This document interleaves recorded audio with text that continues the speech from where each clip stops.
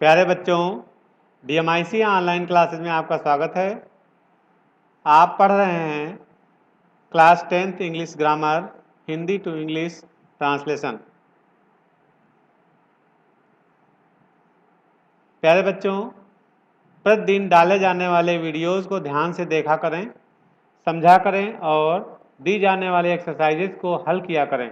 अगले दिन दिए गए उनके हल से मिलान किया करें तथा अपने कार्य में की गई गलतियों में सुधार करें। प्यारे बच्चों, आज मैं आपको इंग्लिश ग्रामर ट्रांसलेशन में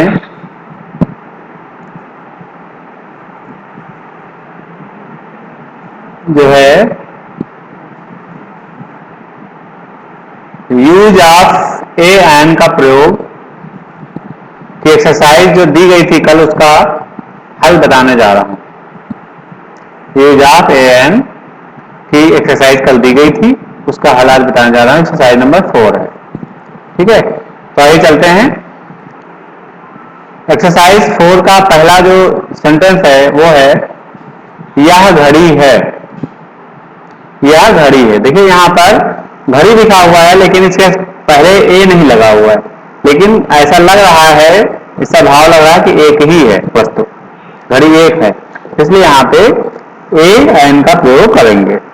तो लिखेंगे दिस इज अ वॉच।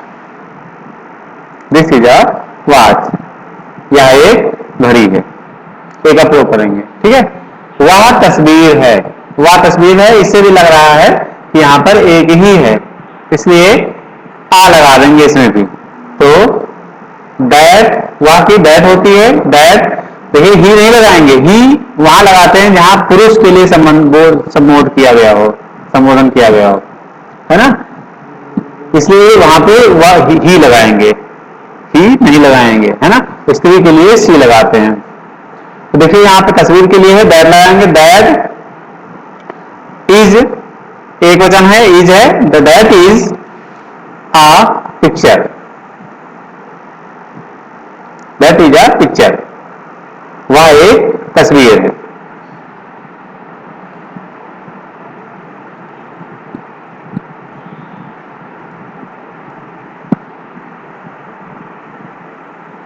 अगला सेंटेंस है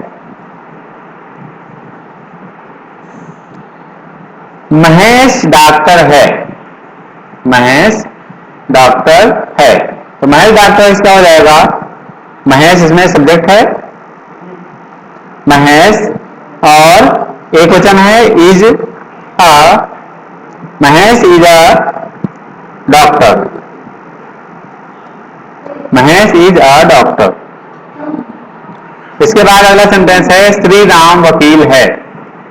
श्री राम वकील है।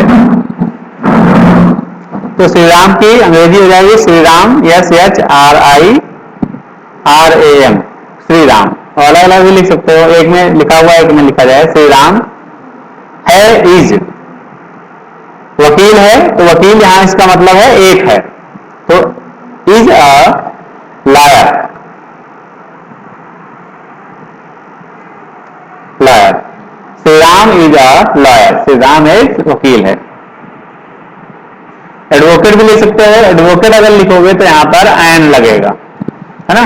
एडवोकेट के लिए एन लगेगा। Shri Ram is an advocate, इस तरह से। Shri Ram is a liar. Liar माने वकील होता है और एडवोकेट मीन्स वकील होता है। अगला सेंटेंस है टोक्यो एक बड़ा शहर है ना। टोक्यो एक बड़ा शहर है। देखिए टोक्यो यहां पे सब्जेक्ट है, लिखेंगे टोक्यो। टोक्यो इज, टोक्यो है एक बड़ा शहर, a big city. A big city, देखिए इसमें एक लगा हुआ है, a big city. Tokyo is a big city. Tokyo एक बड़ा शहर है। अगला सेंटेंस है कि दीवार पर एक चींटी है। दीवार पर एक चींटी है। यहां पे एक चींटी जो है, दीवार पर एक चींटी है, तो यहां पर जब कहीं पे कोई चीज होती है तो वहां पर हम देयर का प्रयोग कर देते हैं, तो क्या लिखेंगे? There is a ant, an लगाएंगे, एन आंट, आंट, आंट में चींटी होती है, तो देयर इज एन आंट, और कहां पर? On the wall, on the wall, तो there is an ant on the wall, दीवार पर एक चींटी है।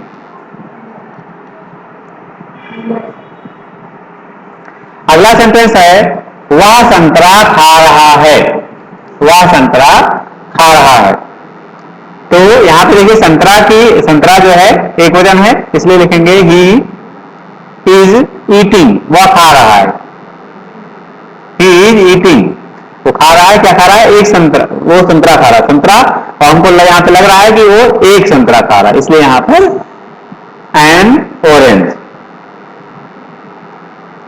एन ऑरेंज, एक संतरा खा रहा है, देखिए ईटिंग लगा हुआ है, इसलिए he is eating N orange, orange स्वर से शुरू हो रहा है उच्चारण इसका, इसलिए एन लगाएंगे। तो जिन शब्दों का उच्चारण स्वर से शुरू होता है उनसे पहले एन लगाते हैं एक के लिए। अगला है टोकरी में अंडा है, क्या टोकरी में अंडा है? तो क्या के लिए? एक है तो इसलिए इज लगाएंगे, इज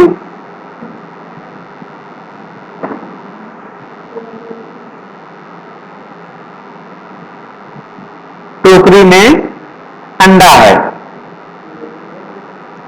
देखिए यहां पर भी देयर का प्रयोग हुआ, इज देयर, जब कहीं पे कोई चीज होती है तो देयर का प्रयोग करते हैं, is there an egg, is there an egg, क्या टोकरी में अंडा है? और कहां पर है? टोकरी में, इन द बास्केट, बास्केट में टोकरी होती है, तो क्वेश्चन मार्क लगाएंगे यहां पे, जो कि क्वेश्चन मार्क है, ये प्रश्नवाचक वाक्य है, इंटरोगेटिव सेंटेंस है। तो अगला सेंटेंस है यहां पर कुत्ता जानवर होता है, कुत्ता जानवर होता है, तो जानवर होता के लिए हमने बताया था कि इज एम आर में ही होता है छुपा रहता है, उसी से होता है भी हो जाता है, तो देखेंगे the dog is, the dog is an animal, animal means जानवर होता है, डॉग इज एन एनिमल, कुत्ता जानवर होता है या कुत्ता जानवर है, ठीक है, इस तरह से एन एनिमल, एनिमल से पहले एन लगाएंगे क्योंकि स्वर से इसका उच्चारण शुरू होता है।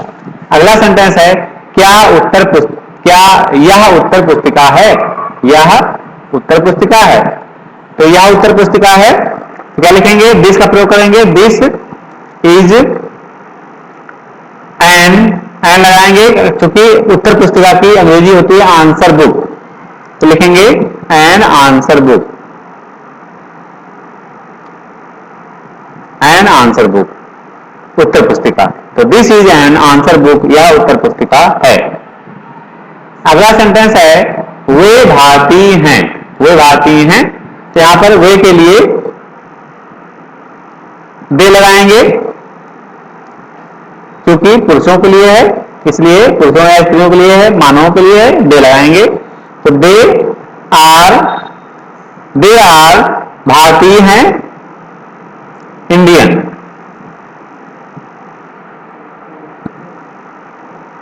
दे आर इंडियन,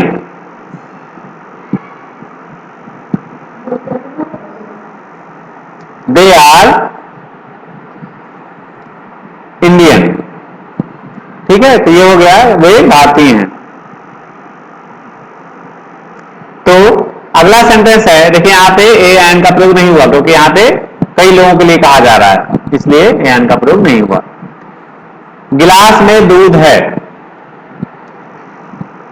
तो गिलास में दूध है, देयर का प्रयोग यहां पर भी कर देंगे, there is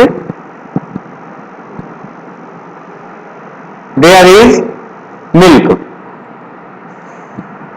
there is milk, कहां पर है? गिलास में, in the glass, in the glass, there is milk in the glass, गिलास में दूध है। अगला सेंटेंस है संतरे मीठे हैं, संतरे मीठे हैं।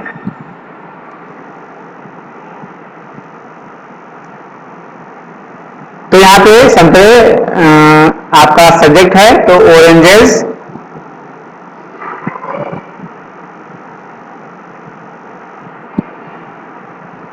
ऑरेंजेस आर स्वीट, संतरे मीठे हैं, ऑरेंजेस आर स्वीट। अगला सेंटेंस है प्लेट में चावल हैं, प्लेट में चावल हैं। तो प्लेट में चावल हैं तो लिखेंगे, देखिए यहां पर भी कहीं पे किसी चीज का होना पाया जा रहा है, इसलिए देयर का प्रयोग करेंगे।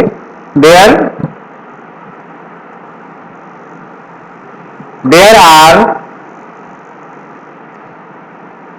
चावल चूंकि जो है गिनती वाला आइटम नहीं है इसलिए इज लगाएंगे। There is rice in the there is rice in the plate, there is rice in the plate. तो यहां पर भी हम ए एन का प्रयोग नहीं करेंगे, देयर इज राइस, आ नहीं लगाएंगे। अगला सेंटेंस है प्याले में चाय है, प्याले में चाय है। देखिए ये गिनती वाली चीज नहीं इसलिए ए नहीं लगाएंगे। प्याले में चाय है, चाय है, इसमें भी एक एन का प्रयोग नहीं करेंगे। तो देयर इज टी, कहां पे, in the cup, in the cup, प्याले में चाय है। There is tea in the cup, प्याले में चाय है। इस तरह से आपने एक्सरसाइज 4 का हल देखा। इसे अपने किए गए कार्य से मिलान करिए और देखिए आपने कहां पर गलती की है और उसमें सुधार करिए। आज के लिए इतना ही, धन्यवाद।